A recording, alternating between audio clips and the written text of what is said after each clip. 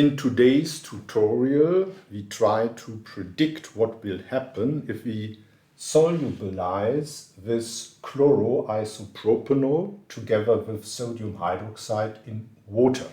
What are the structures we have to assume being present in solution? Of course, this is not an important reaction since you simply can't buy this starting material. However, it is a nice exercise because very often you are confronted with the problem to make such predictions. To learn from this video, it would be best that you stop the video and try to answer this question by yourself at first and afterwards following my explanations. So, first step, which will certainly happen, is sodium hydroxide in water falls apart into its ions, the sodium cation and the hydroxyl anion. The hydroxyl anion might either react as a nucleophile or as a base. Reacting as a nucleophile with this molecule, that can only be a nucleophilic substitution, which might proceed either by an SN2 process or by an SN1 process. First, the SN2 process, the hydroxyl anion attacks this molecule and substitutes the chloride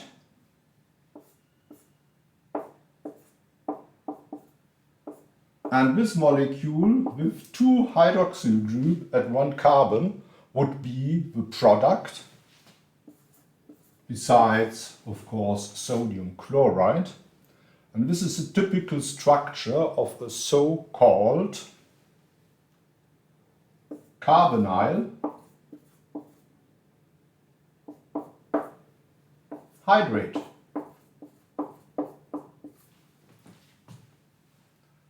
The SN1 product, the SN1 reaction, first step is that the chloride will leave the molecule,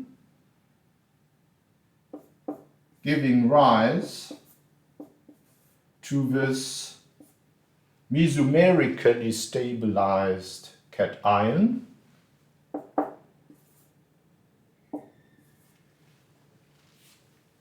And this cation is then attacked by the hydroxyl anion,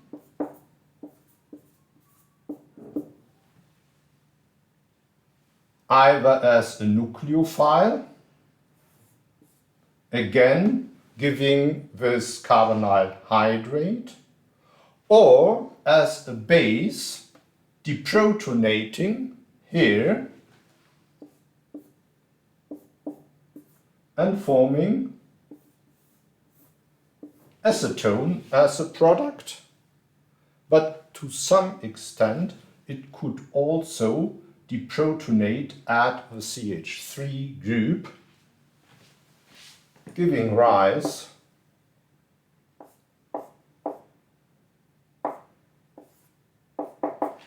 to an enol.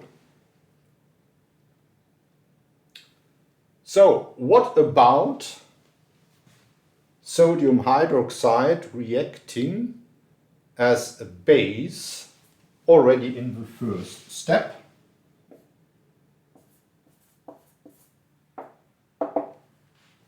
Then we have our starting material,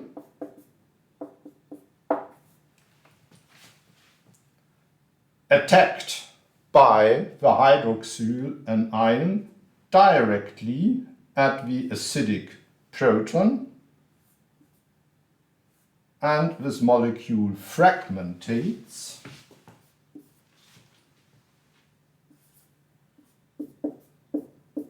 Water is formed.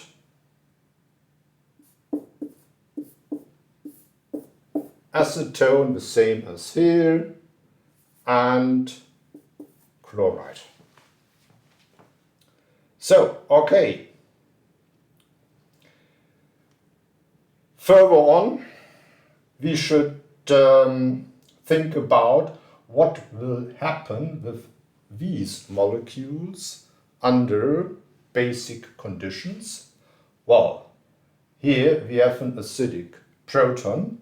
It is deprotonated by the sodium hydroxide. Then we have that sodium enolate. This has a nucleophilic center here, delta minus, and acetone has an electrophilic carbon here.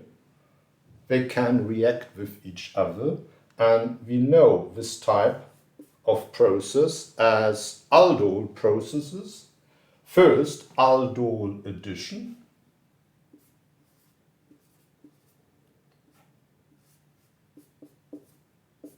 And further on, aldol condensation might take place with the so-called mesethyl oxide as the final product.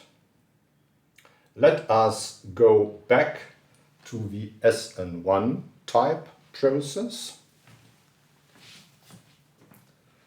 which tells us that this molecule, the starting molecule, is able to fall apart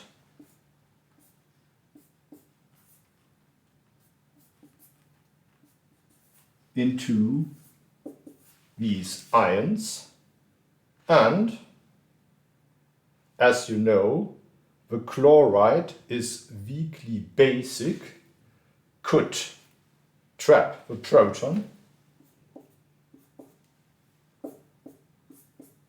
Then we have acetone and HCl. Now we can easily explain why you can't buy this starting material.